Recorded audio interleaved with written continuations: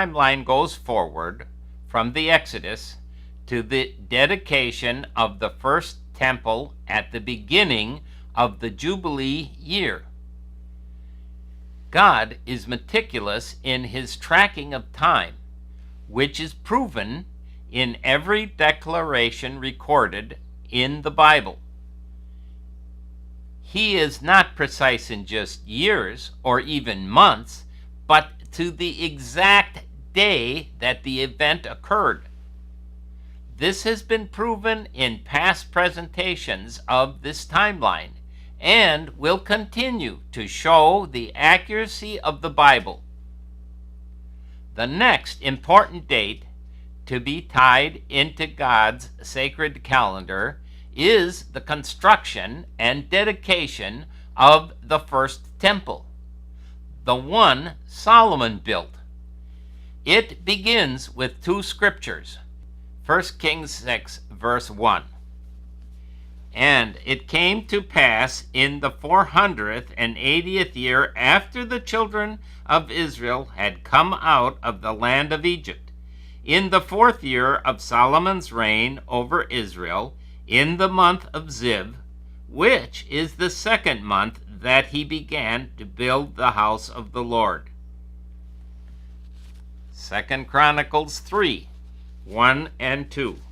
Now Solomon began to build the house of the Lord at Jerusalem on Mount Moriah, where the Lord had appeared to his father David, at the place that David had prepared on the threshing floor of Ornan the Jebusite. And he began to build on the 2nd day of the 2nd month, in the 4th year of his reign. It should be recognized that without the foundational work of E.W. Bullinger in the Companion Bible, this would have been a far more difficult problem. That is, the 480 years of 1 Kings 6:1 and 2 Chronicles 3:1 and 2. The Bible gives the following account, which will lead to the defining of the 480 years. 40 years in the wilderness in Numbers 14, 29 and 33. 450 years under the judges, Acts 13:20.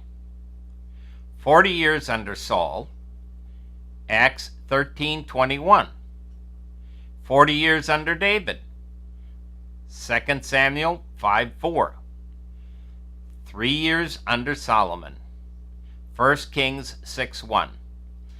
A total of 573 years. This total, 573 years, appears to contradict the 480 years mentioned in 1 Kings 6. When adding 573 years to 2518 AM, the year before the Exodus, it gives the biblically correct year that Solomon began to build the temple, in 3091 AM, or 956 BC. What appears as a biblical error will be shown as confirming dates of the 480 years, solidifying once again the calendrical accuracy of the Bible. The book of Judges gives the answer for this apparent discrepancy.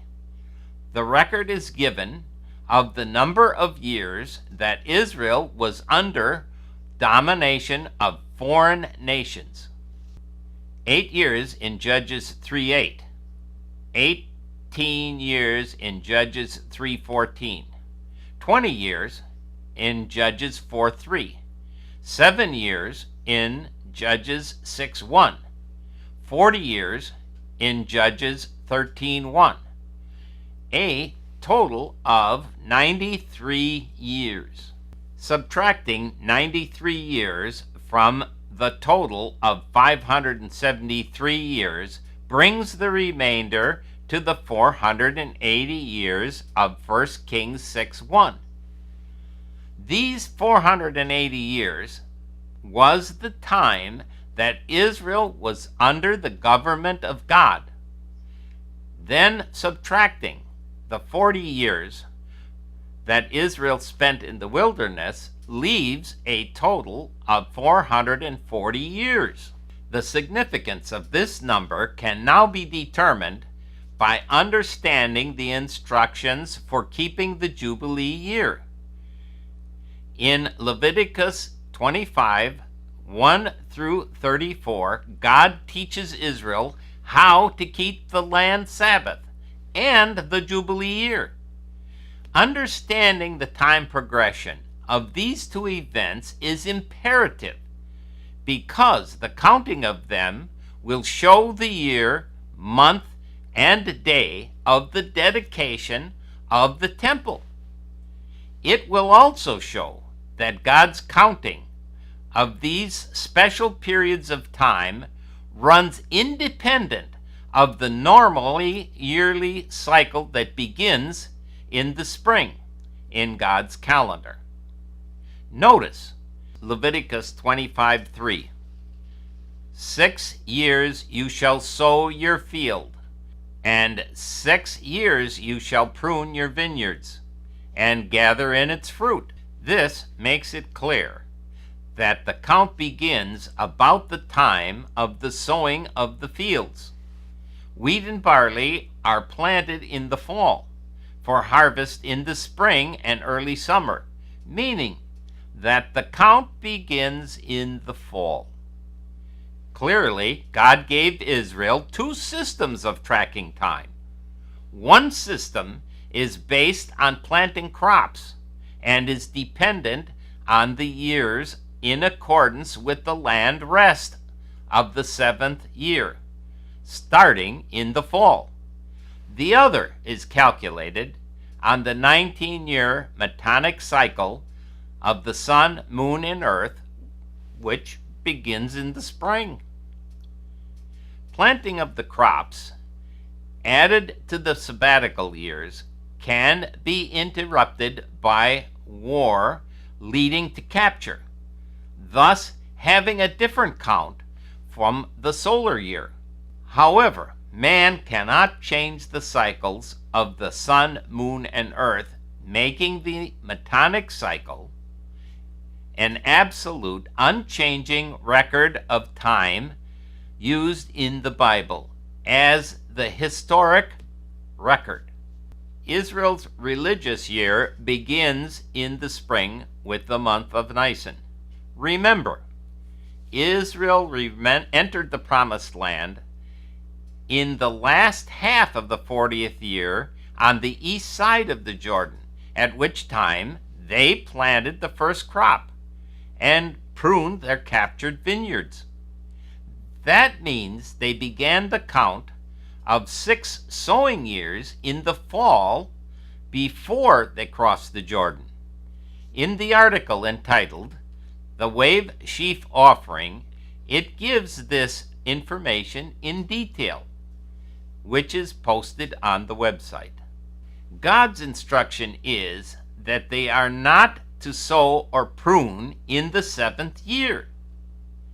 It is not speaking of the 7th religious year, but of the 7th planting and harvesting year, which resulted in the count to the sabbatical year of rest, which began in the fall of the 40th year after leaving Egypt.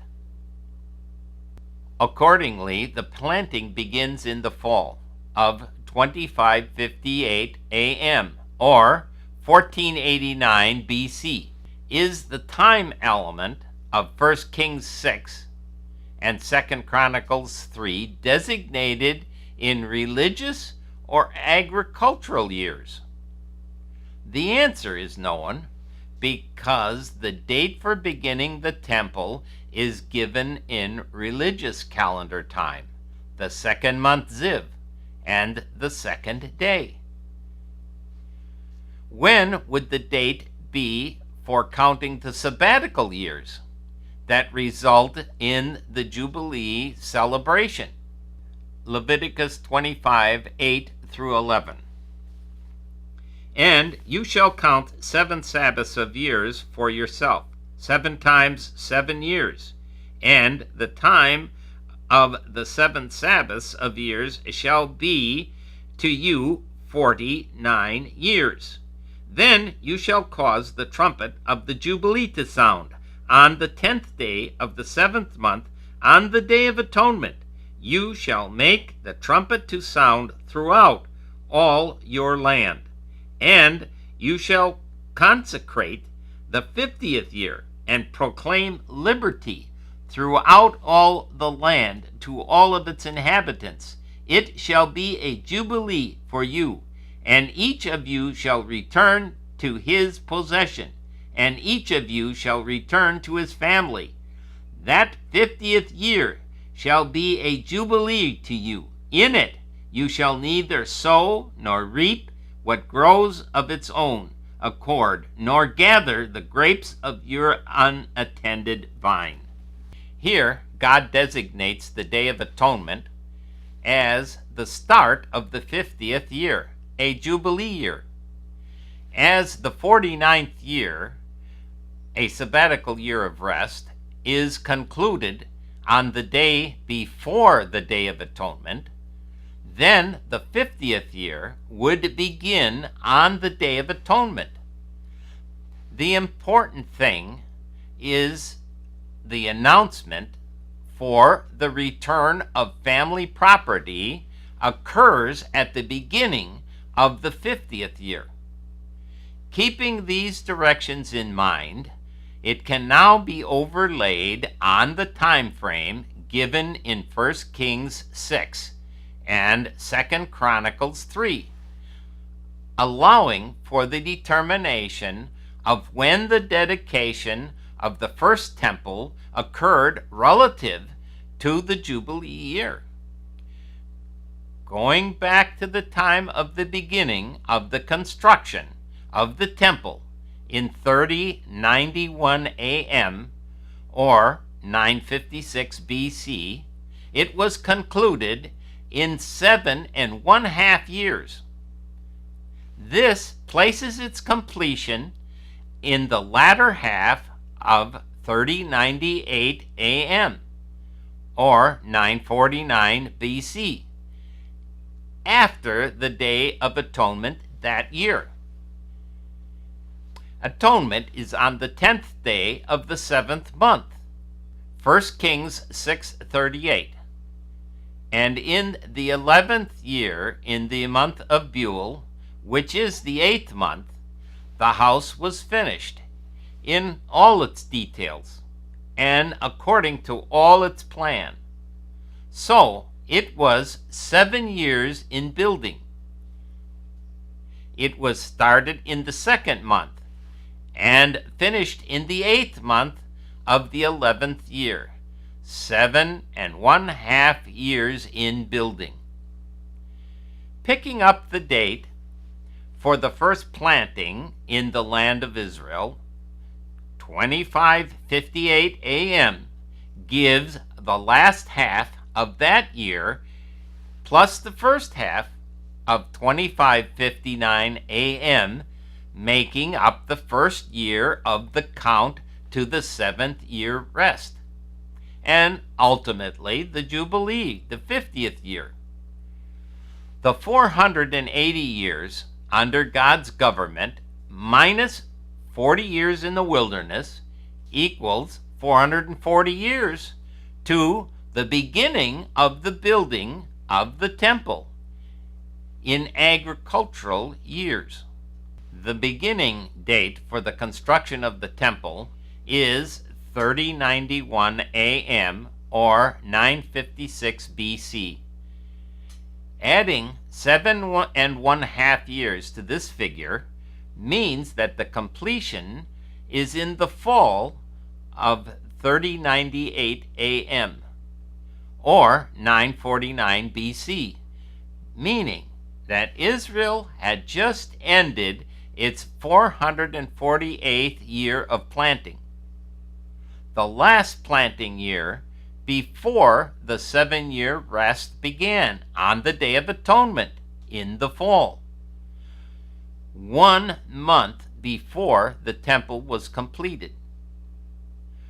From the time they entered the Promised Land to the Day of Atonement of 3098 AM started the 449th year and would have been a 7th year, making it a year of rest.